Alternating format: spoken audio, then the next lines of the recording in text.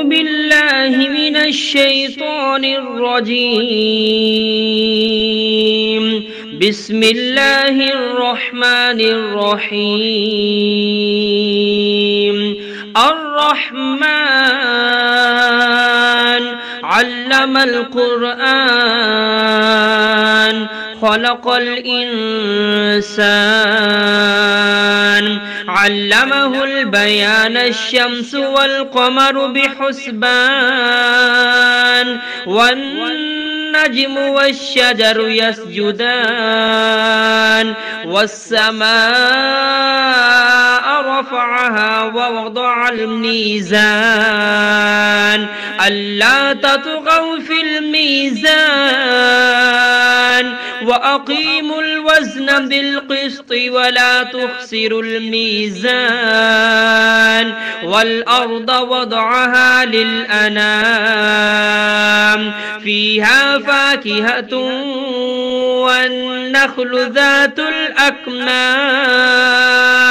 والحب ذو العصف والريحان فبأي آلاء ربكما تكذبان خلق الإنسان من صلصال كالفخار وخلق الجان من مارج من نار فبأي آلاء ربكما تكذبان رب المشرقين ورب المغربين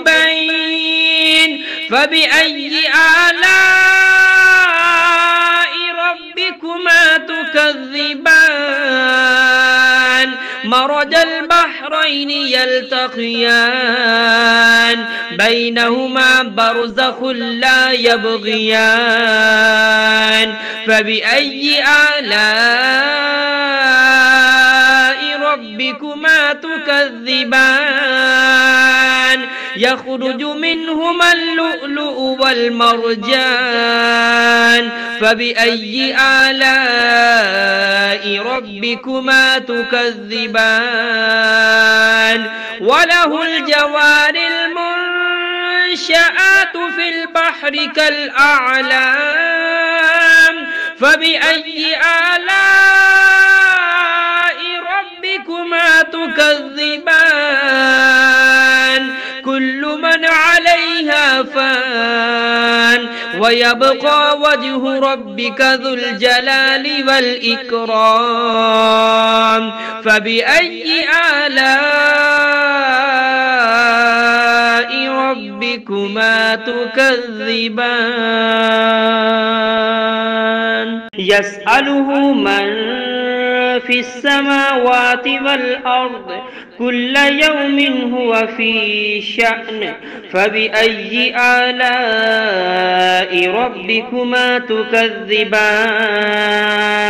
سنفرغ لكم أيها الثقلان فبأي آلاء ربكما تكذبان يا معشر الجن والإنس إن استطعتم أن تنفذوا من أقطار السماوات والأرض فانفذوا لا تنفذون إلا بسلطان فبأي آلاء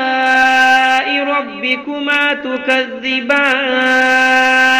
يرسل عليكما شواظ من نار ونحاس فلا تنتصران فبأي آلاء ربكما تكذبان فإذا انشقت السماء فكانت وردة كالدهان فبأي آلاء ربكما تكذبان فيومئذ لا يسأل عن ذنبه إنس ولا جان فبأي آلاء ربكما تكذبان يعرف المجرمون بسيماهم فيؤخذ بالنواسي والأقدام فبأي آلاء ربكما تكذبان هذه جهنم التي يكذب بها المجرمون يطوفون بينها وبين حميم آن فبأي آلاء ربكما تكذبان ولمن خاف مقام ربه جنتان فبأي آلاء ربكما تكذبان ذواتا أفنان فبأي آلاء ربكما تكذبان فيهما عينان تجريان فبأي آلاء ربكما تكذبان فيهما من كل فاكهة زوجان فبأي آلاء ربكما تكذبان متكئين على فرش بطائنها من استبرق وجنى الجنتين دان فبأي آلاء ربكما تكذبان فيهن قاصرات الطرف لم يطمثهن إنس قبلهم ولا جان فبأي آلاء ربكما تكذبان كأنهن الياقوت والمرجان فبأي آلاء ربكما تكذبان هل جزاء الإحسان إلا الإحسان فبأي آلاء ربكما تكذبان ومن دونهما جنتان فبأي آلاء ربكما تكذبان مدهامتان فبأي آلاء ربكما تكذبان فيهما عينان نضاختان فبأي آلاء ربكما تكذبان فيهما فاكهة ونخل ورمان فبأي آلاء ربكما تكذبان فيهن خيرات حسان فبأي آلاء ربكما تكذبان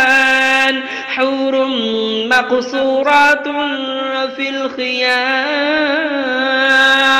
فبأي آلاء ربكما تكذبان لم يطمثهن إنس قبلهم ولا جان فبأي آلاء ربكما تكذبان متكئين على رفرف خضر وعبقري حسان فبأي آلاء ربكما تكذبان تبارك اسم ربك ذي الجلال والإكرام.